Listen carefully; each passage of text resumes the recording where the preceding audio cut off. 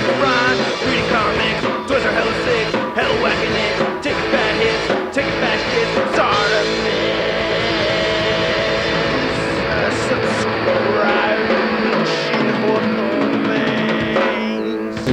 And then the Nagitas over here look very nice too. Hey, what's up you guys? ShartimusPrime here, doing another Diamond Select Toys action figure review on the Marvel Select Toys Guardians of the Galaxy comic Star-Lord. If you're trying to pick this up, you can get it at the Disney Store. I just said it was a Disney Store exclusive. I have to give a big thanks to Diamond Select Toys for making this review possible. If you want to see the latest from them, be sure to check the link in the description below. And this is a very cool looking Star-Lord figure right over here. You can see the Guardians of the Galaxy along the side, which kind of reminds me more of the cartoon than the comics. And I'm pretty sure this is the comic version of Star-Lord right here. You get a nice comic image right there on the side. Now on the back you can see some product shots, and yeah, that's definitely the Guardians from the comic book. And then there's not much more on the side or at the top or at the bottom, so let's get to it and crack this thing open. And here's Star-Lord out of the packaging, and this is a very good Star-Lord figure. I actually really like this piece a lot. I do have minor gripes which I'll talk about. One of them is a little bit more than minor, but for the most part I think this is a very good piece. I really like the sculpted details we're getting over here. I like the paint apps. I like the articulation. We get some very good accessories. I love that he comes with the interchangeable heads. He even comes with the base. And this flight stand does come with the figure too. So that's new to me, seeing that from Diamond. I really like this a lot. That is very awesome. But anyway, let's get a closer look at the accessories, and then we'll get a closer look at Star-Lord. So Star-Lord comes with his own base, as all the other figures do from this comic Guardians of the Galaxy set that we're seeing. Or it's a wave, really. It's not a complete set. You buy them individually. But looking at this, I think it looks very good. I really like this brown dry brushing, or it looks like a little bit of a wash actually over the silver right here, but you can definitely see some brush strokes right there. As I get closer in, yeah, you can see some brush strokes, so I think that is very cool. I like that. Yeah, so brown dry brushing over silver is what it looks like to me. And we get some more silver over the green right here. Always love this kind of detailing. Makes it look very realistic, so I'm very pleased to see that. One thing that kind of bothers me is that these pegs right over here don't really stick out, so there's no real ports to plug into the bottom of Star-Lord's feet or any other character's feet, so yeah, I wish we had some pegs sticking out of this. Then you can see some of these little pieces right over here, and that is that you can clip this together with the other bases that come with the different Guardians figures from Diamond. And then going back to the stand that we saw earlier, it comes in two pieces, and you just port this in like so, and I really dig this a lot. I really like this angle that we see right here. It really does help it make it look totally transparent. Like as I brighten my settings up over here, you can just see it disappear, you know? It doesn't even have to be that bright for it to disappear, but yeah, I think that's very cool. But anyway, getting a closer look right here, you just get one peg that sticks out right there. And we do have a peg hole in the back of Star-Lord, and we just plug that into his back. And the cloak is very, or the trench coat anyway, is made out of very soft material, so it's, you know, it goes right through there, and there's a hole in the actual figure, and it'll stay like that. So I think that's pretty cool. I dig that. So aside from the flight stand and the base and the two head sculpts, we get these accessories right over here. I can't remember what this is. If you want to let me know in the comments below, I can't remember what this is from the comics. It does look familiar though.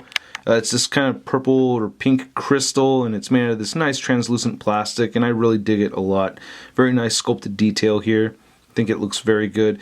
It doesn't have anything for it to port into or anything at the bottom. You can see that it's just very flat, and it can just, you know, stand up on its own like that. So I think that's pretty cool, and I really like how light goes through it. It looks very good to me. I like it. And then I like his blasters over here. He does have these ports on them that I'm a little curious about, but I really do like the sculpted detail and the paint apps on these. These look great. Nice black and silver right there mixed with the gold. And you can see the little port on the side right there. Oh god, I'm such an idiot. These just port into the side. I don't know why I forgot that, but yeah, there it goes. So you can port each of these right here on the hip, and then you can go ahead and port this one right here. So there it goes. Sorry, it was just blurry for a second, but yep, you can see that. So they hold fairly well. You shake the figure around and it's not, you know, not falling off, so that's pretty cool. He has he has two hands for holding the blasters right here, and then he has one extra left hand, which I assume is for holding this crystal, so you can have him holding this like that if you want to do that.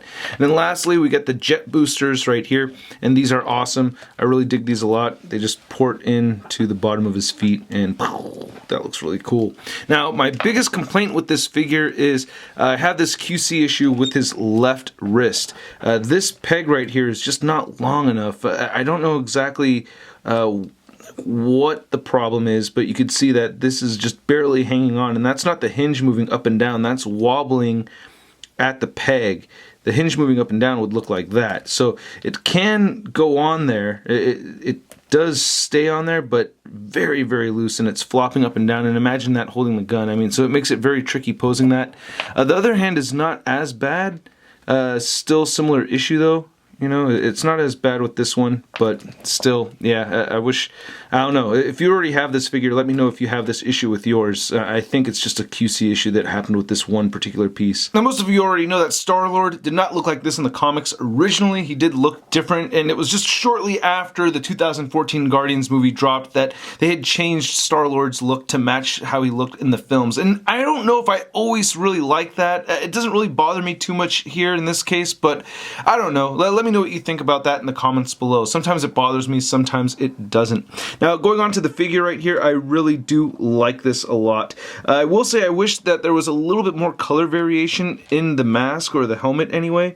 I guess it's more of a mask, because it doesn't go to the top of his head. But I really love this metallic paint right here. I don't know exactly. It's kind of like this gunmetal with sparkles in it. It's very, very shimmery. You can see all the little glitters in there. I think that looks great. I would definitely like to see color variation, but it does look good, and I do like the sculpted detail that we're seeing right here. Missing just a tiny bit of red right there, but I do like the bright orangish red color that we're seeing. I think it looks pretty good on the side right here. So yeah, for the most part, I do like this head sculpt. Then here's looking at the back. Looks very metallic. And he has this bright blonde hair that does have color detailing in it. You can see how it gets darker in those creases and everything that are sculpted for the hair, and it's all wafting in the wind. And one thing that kind of bothers me is that it doesn't necessarily match the alternate head sculpt. They do have very different hair colors right here, so you can see they don't match really at all. So I wish that they were consistent between the two of them, and I think they both look good, you know, on their own, but you know, it would be nice if they did match. And then here's looking at the helmetless version, or the maskless version, which does look like the comic version of Star-Lord that we were seeing, so I think that's pretty good.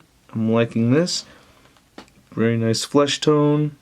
Pretty good. Nice bright blue eyes right there. Looks pretty good. And we get some nice color detail in the hair as well. So that's pretty sweet. Even though it's a different hair color, it still looks really good. And then looking at the rest of the figure right here, I really like this gunmetal armor right there that we're seeing on the shoulders and on the forearm right here. And then his hand did fall off. That looks really good. I'm really digging that a lot. Nice elbow pad. He also has a little this little backpack thingy that has this little piece that you could port right here. And I was able to do that because I had this folded in for so long that the plastic did kind of warp to match that. So that's pretty cool that you can do that. So there's nothing really in particular I've really thought about trying to store in here. I guess the crystal thingy? Nope. Yeah, so nothing really fits inside there, but if you wanted to put something in it, I guess you could. So, and this is made out of very soft material, and if you'd like, you can go ahead and remove this. I recommend removing the head first, but as you can see, it's pliable enough where you can just take it off like that. Looking at the rest of the trench coat, I really dig it a lot. We get this nice zipper going all the way through right here. We have some nice black over this burgundy color. And looking on the right side, looks pretty good. I like how the gloves look pretty nice. Yep, no glove on that side. Where'd you go, glove? There it goes. Yeah, this thing is... I wish this worked a little bit better. I might add super glue or something to help tighten that up. But here's looking at the shirt. Nice wrinkles, and you can see all the abs and everything. And I do have to mention this light blue shading I'm seeing right here. I like that a lot. I'm very happy to see the light blue mixed with white. I think that looks very good. I'm digging that. He has this little deal on the right side right there. And nothing going on right over there. Star-Lord butt. We get some nice seams coming down the legs. Some nice wrinkles in the pants and everything. I like how this is not just one solid color. I really appreciate that. We get some very nice bright silver right here for the knee pads. And this is definitely different from how it looks in the movie with these boots right here. I think that looks pretty cool though. Nice black mixed in with the tan color. Really liking the boots. Yeah, looking pretty good, man. Now, as far as articulation goes, not too bad on this figure.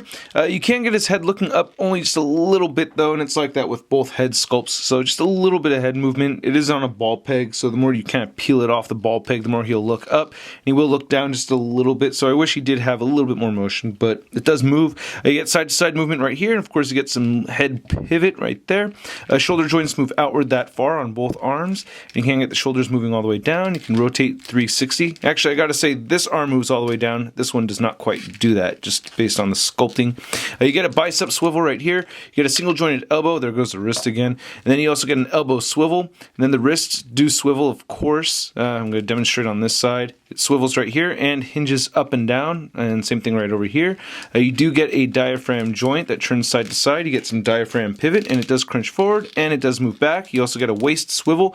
Get the hip joints that move all the way outward, and he does kick forward that much and not back at all. You do get a mid-thigh cut joint right there, and then you also get double jointed knees. I love that we get boot rotation on this figure as well. His ankles move down and they move up just a little bit, and he does have ankle pivot. And one thing I do want to mention is that the joints do feel a little on the loose side. As you can see, they do have a little bit of loosey-goosey legs right there, but it's not the worst. What if he flew like that?